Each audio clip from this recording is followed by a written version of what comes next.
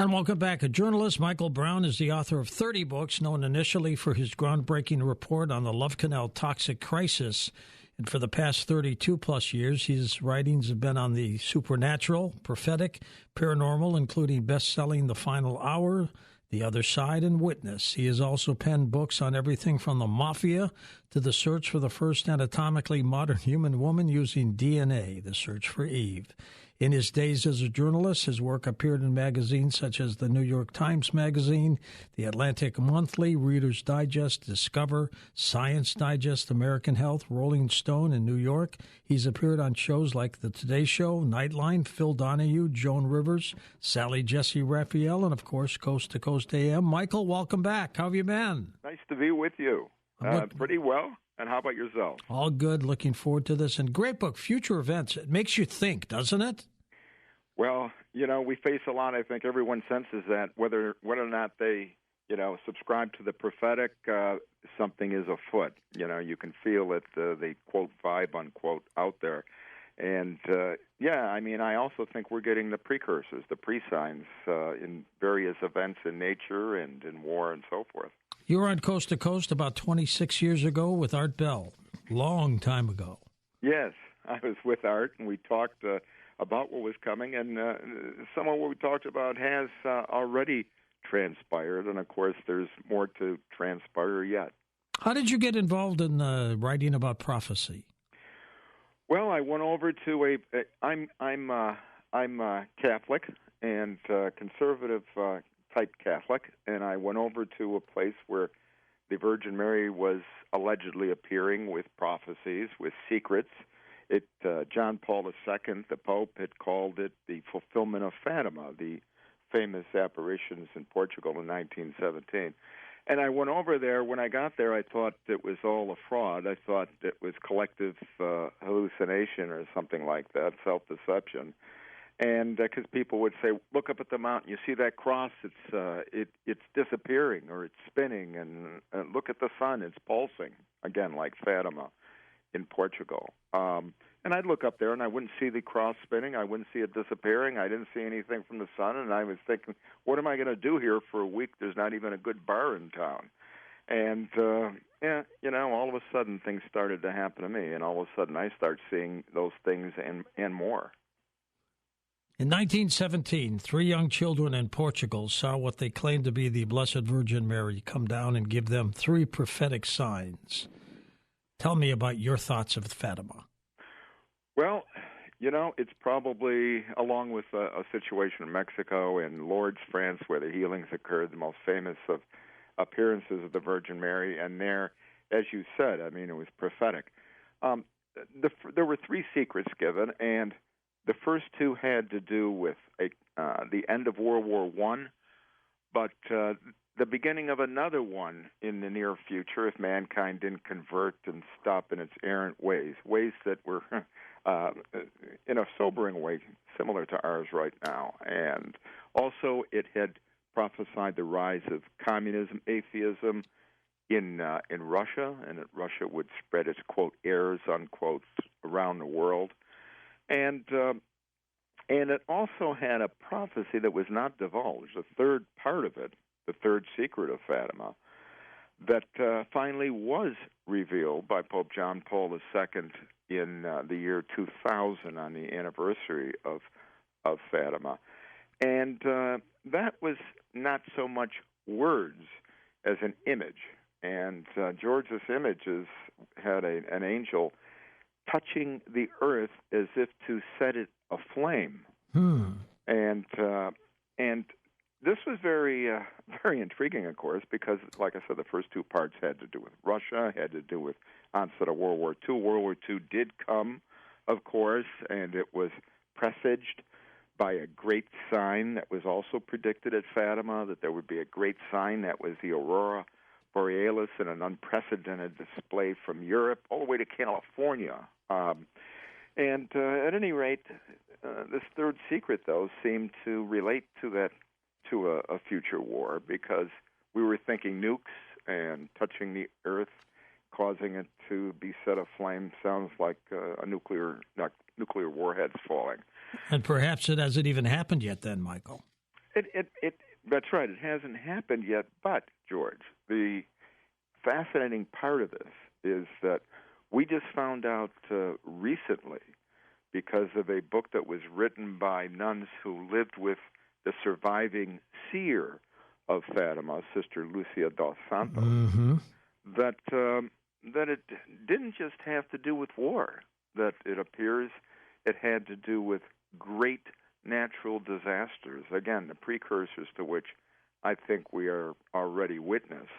And if you want, I'll read that short elucidation. Please. It was in 1944, and she was stressed, that nun, because her bishop was demanding that she reveal the third secret to him.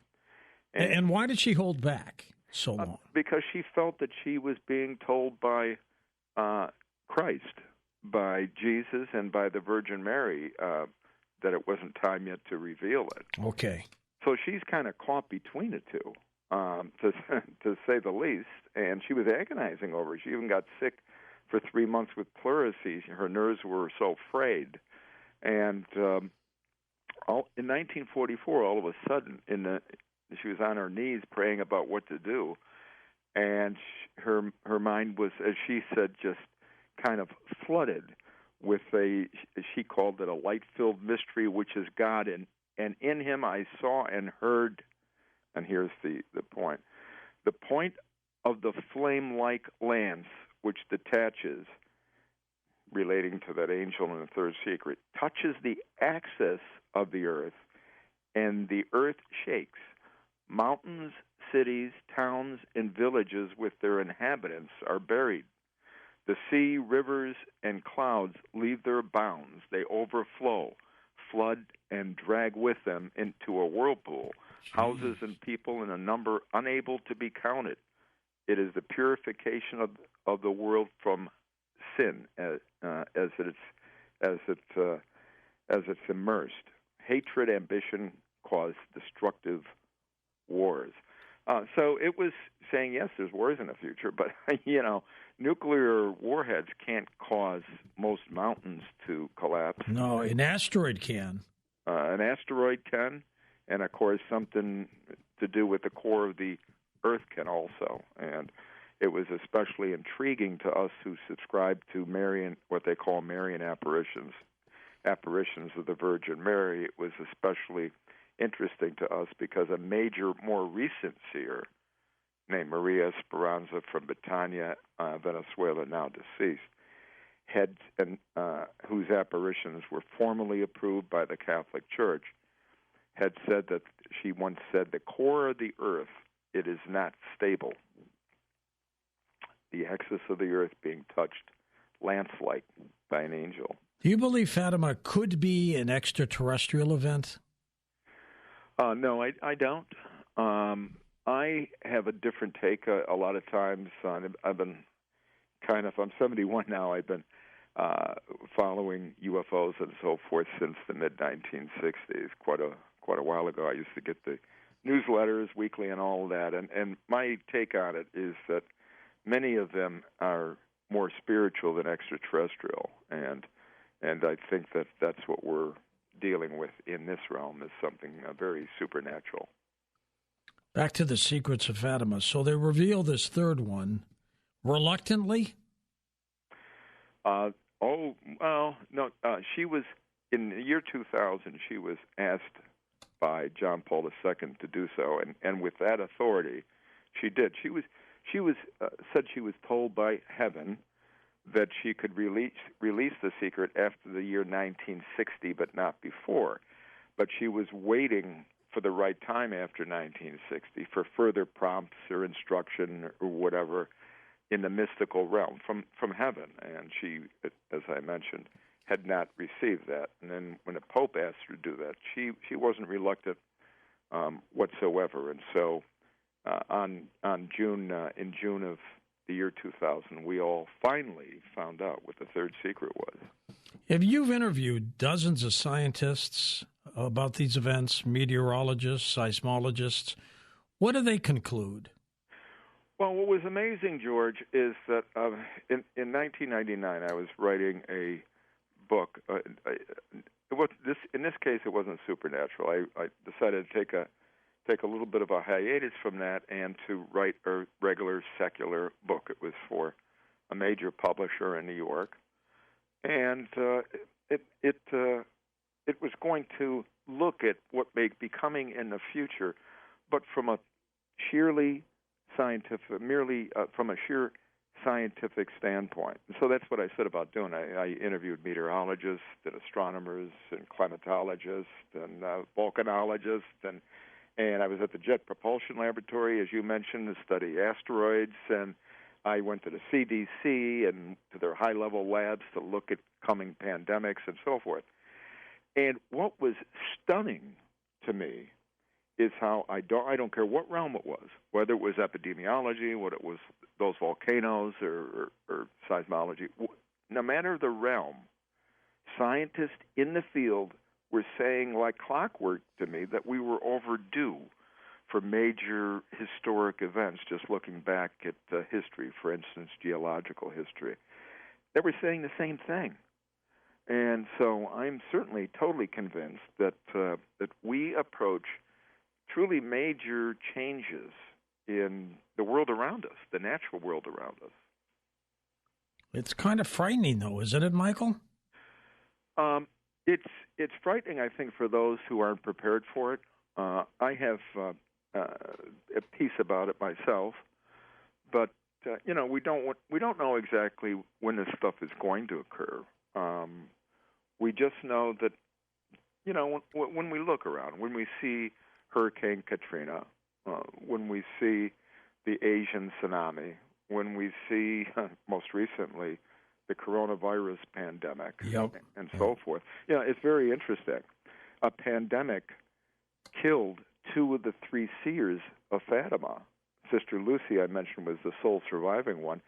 The other two, Francisco and his sister Jacinta, died in 1919 and 1920 from the bubonic plague.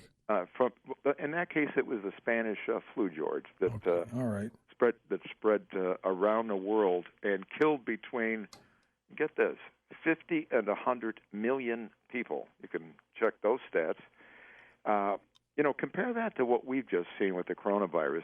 I don't know how many has it killed.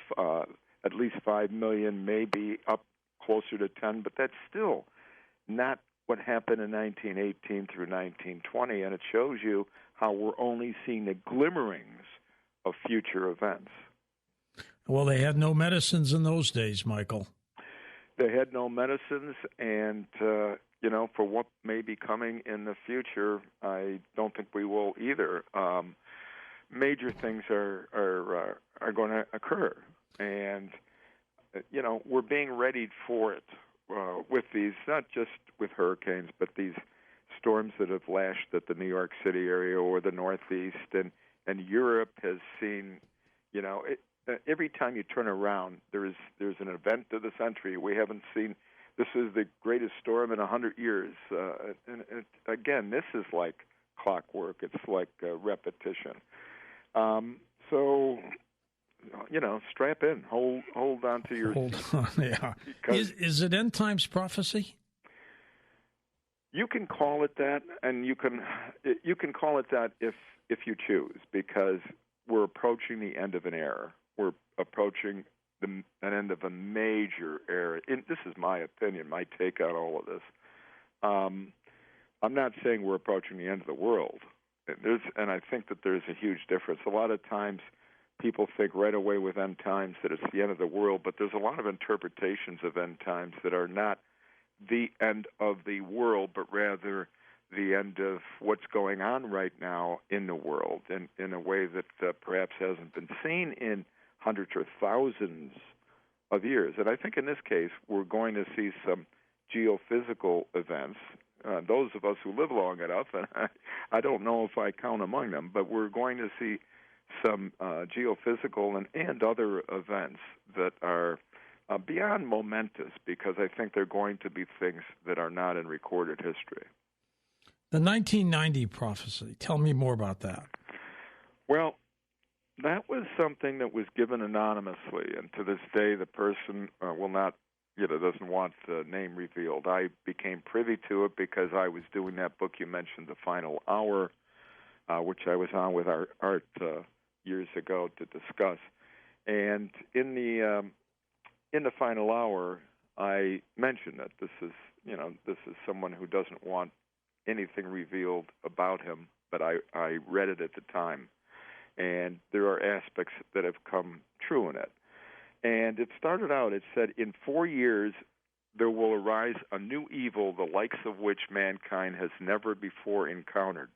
It will arrive almost imperceptibly, with few people noticing the depth of its evil, for it will appear to have beneficial and convenient aspects. It is an evil comparable to abortion. That is to say that even if evils as great and widespread as abortion were to be eliminated, this is enough of an evil that it would present mankind with an enormous challenge. I'll go on from there in a second to what will happen according to this prophecy, but let's take that, George, because 4 years from that time, in 1994, there were suddenly major movements in the realm of genetic manipulation, of creating embryos in laboratories. There was suddenly federal funding for it under the administration there, Bill Clinton, and there were scientific breakthroughs making it plausible to be able to replicate the human embryo. And so, as a result of that, it said here, if you believe in this prophecy, that there would be chastisements, if you will, and it said these chastisements will differ according to regions, and like the great evil, will not always or usually be immediately noticeable for what they are. In the period also will be a warning that involves not fire from the sky, but fear of fire from the sky and strange, loud rumblings. This, according to mankind's response, will then be followed by another chastisement, or the inevitable onset of the change of era. Your era is ending. Soon the world will not be the world you know. I am not speaking of a barren world or one depopulated, but of the end of your technological era.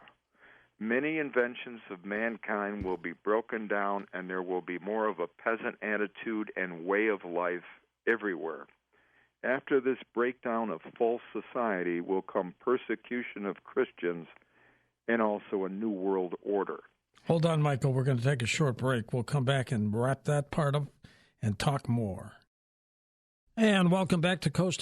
George Norrie with Michael Brown. We will take calls with Michael, as I mentioned, next hour here on Coast to Coast. Michael, the individual who talked about the 1990 prophecy, is he still alive or she? Yes.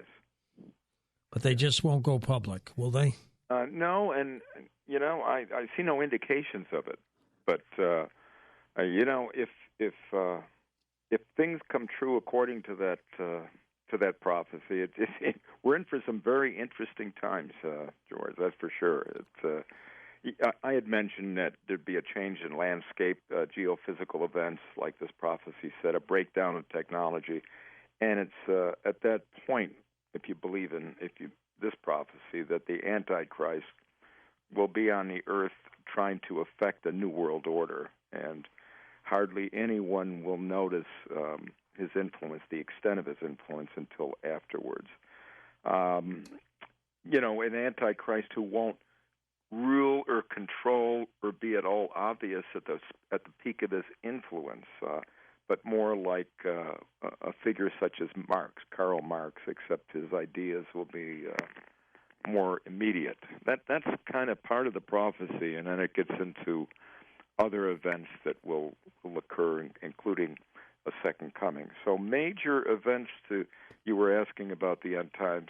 Yes, the end of our times, the end of an era, very, very major era, but not the end of our planet, not per se. And prophecy, is prophecy things that will be or could be? Well, that's a good question. It's really what will happen if, a lot of times. There are other prophecies that are kind of set in stone, but most of the time it's in flux. It depends on our response. That was the case of Fatima, Portugal, where a Second World War was prophesied if mankind didn't come back to God. And now we're hearing the same things at major apparition sites around the world, like Medjugorje in Bosnia-Herzegovina, where instead of 3 secrets, the seers there were given 10 each. And these involve warnings to mankind, events that will occur as warnings to mankind, and a great sign, an event that will come as a great sign, and then followed afterwards by, again, that word chastisements, by major events that will change our landscape and certainly our mentality. So one major one, Fatima, has melded into another one, and that's Medjugorje, as well as, I don't think a lot of people, George, understand how many times there have been these apparitions around the world in recent times. In recent decades, you can feel it in the wind, and you can feel that major events are going to occur. You've been to about 30 mystical places. Which ones scare you the most? I think the most sobering is Medjugorje, because it's the most credible of the ones that have occurred in recent decades. And we're talking about not a totally barren or depopulated world, but one that doesn't look much like what we see when we open a window right now. And so if you're going to be daunted by something, I think it's that kind of an indication. I think that this is also this also goes in hand with war. A lot of the prophets, or I should say a number of the prophets that I have read or interviewed, claim that the United States is in for major natural disasters that will open the door to invasion by China and Russia and Muslims and so forth, that we are going to be hamstrung very much so by major events. Not that they won't occur elsewhere as well, because those prophecies say these are worldwide events. But so one goes with another, and again, I think that there are indications of exactly that.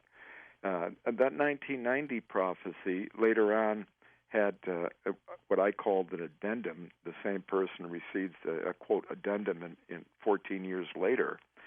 And in this one it said, the angels have their instructions from east to west, and now a timetable has been set in motion.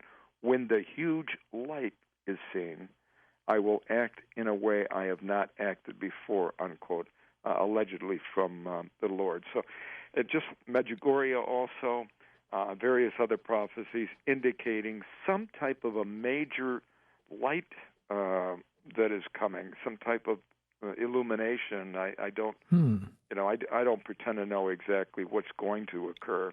But as I said, in 1938, 1939, you had the great display of the aurora borealis, and now another great light seems to be on the horizon. Maybe a lot bigger, greater than what we saw in 1938, 1939.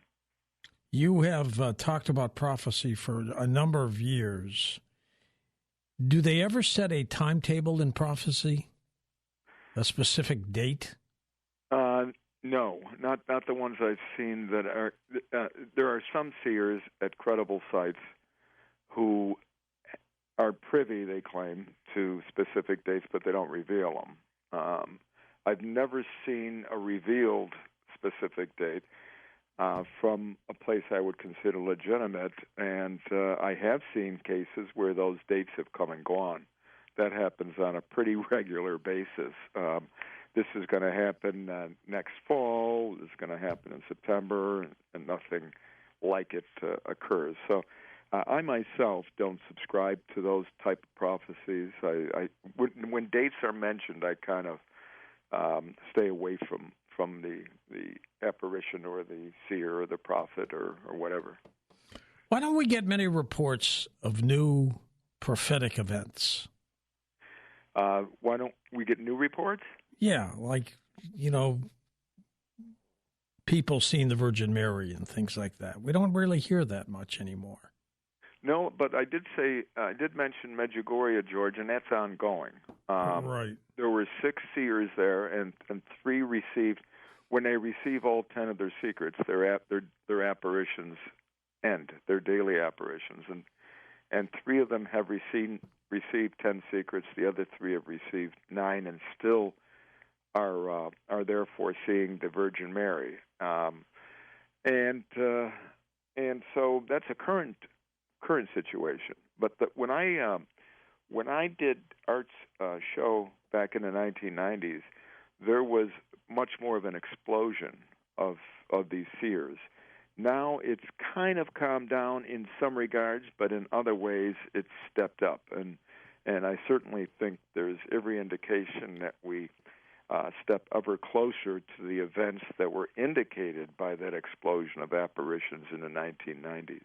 Michael, are there witnesses to these events beyond those who are the prophets? Yes, but beyond those who claim them, there are.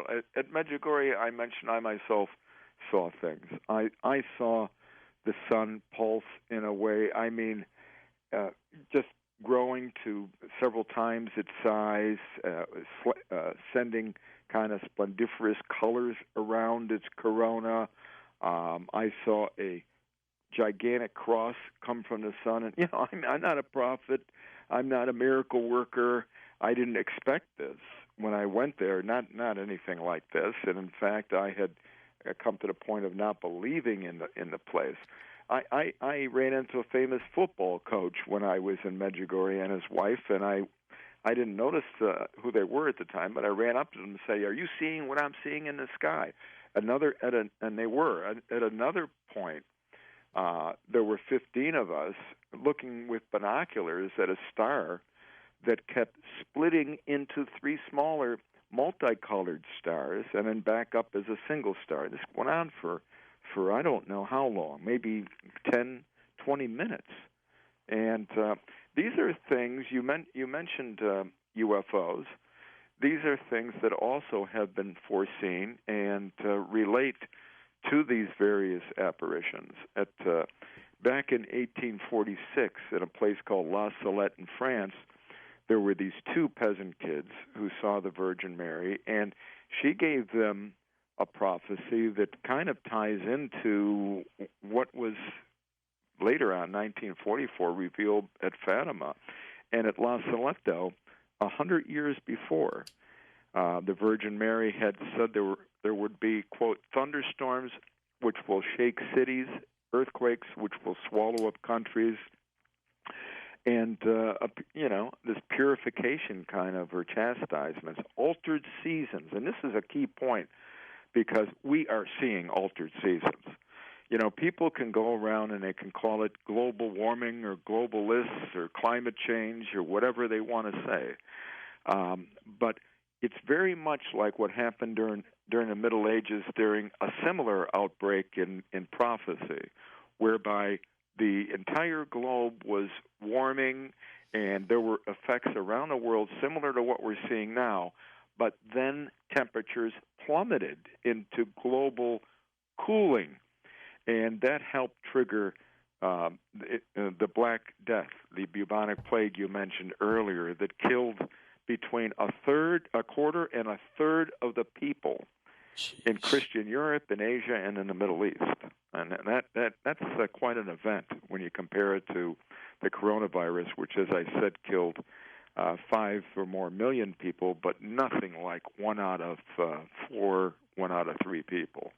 Back in 1858, a 14-year-old peasant girl named Bernadette proclaimed that she had a number of encounters with the Virgin Mary in Lourdes in France, where now they apparently have healing medicinal water. What do you think of that prophecy? Well, I've been to Lourdes a few times, and is it mystical? It's very mystical. It's very powerful. You can feel things there. I went into the bath waters there that are supposed to be healing. I believe they are healing. I at the time didn't have anything to be healed of, but certainly a lot of people are healed there. You'll see they have an office there that scientifically collects information on those who have been miraculously cured while visiting Lourdes or soon afterwards. And I definitely believe that Lourdes is very strong, very legitimate, and it's a mystery why some sites where the Virgin Mary appears remain powerful for decades and centuries, and in other cases not. But yes, that's a miraculous site, and when you go there, you can feel it. I don't know anyone who's been there, and I don't know of anyone who's been to Medjugorje really, maybe with very, very, very few exceptions, who hasn't come back totally changed. I was speaking to a fellow who started a great pizza chain in this country one time, and he's a billionaire. Was that Tom Monahan? Yes. I knew it. And he told me that he and his wife were building a $30 million home, I think it was, in Ann Arbor or somewhere in Michigan. In Michigan, yeah. And he's very Catholic. He went over to Medjugorje, and he said it was such a profound experience on him, that as well as meeting Pope John Paul II. But Medjugorje had such an effect on him that when he came back, he halted construction of that house and is now spending the rest of his life giving up his money as a philanthropist at various places in the world.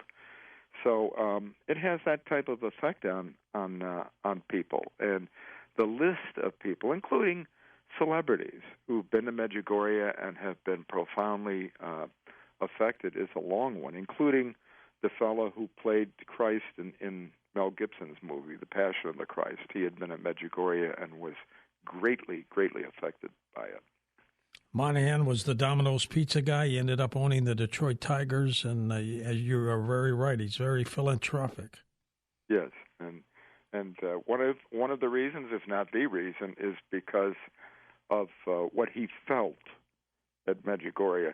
You don't have to see the sun pulse. You don't have to see it rotate and do all of these things to feel the peace that is there, and to feel like you're somewhere just above the reality you're normally involved in.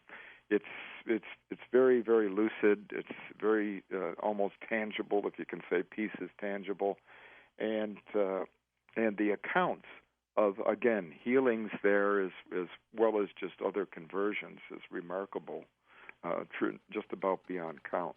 We mentioned UFOs when we were talking about Fatima, which you kind of said you don't believe in that.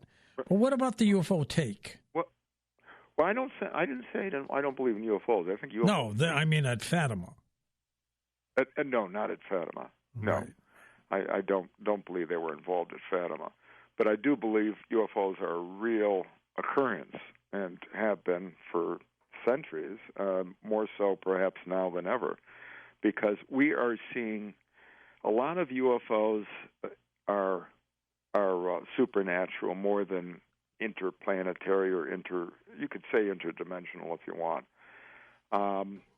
During that time in the Middle Ages, I mentioned, when there was climate change and there were all of these other events occurring, when you had bubonic plague, you also had an outbreak of UFOs, and some of them, I mean, who knows? There's a lot of planets out there. I wouldn't dismiss for a minute the notion that we could be visited by another dimension or another galaxy or whatever you want to say. But I know from personal experience, and I also know just from looking at it for all of these years and studying these apparition sites, that oftentimes UFOs are spiritual events. And sometimes not so good ones.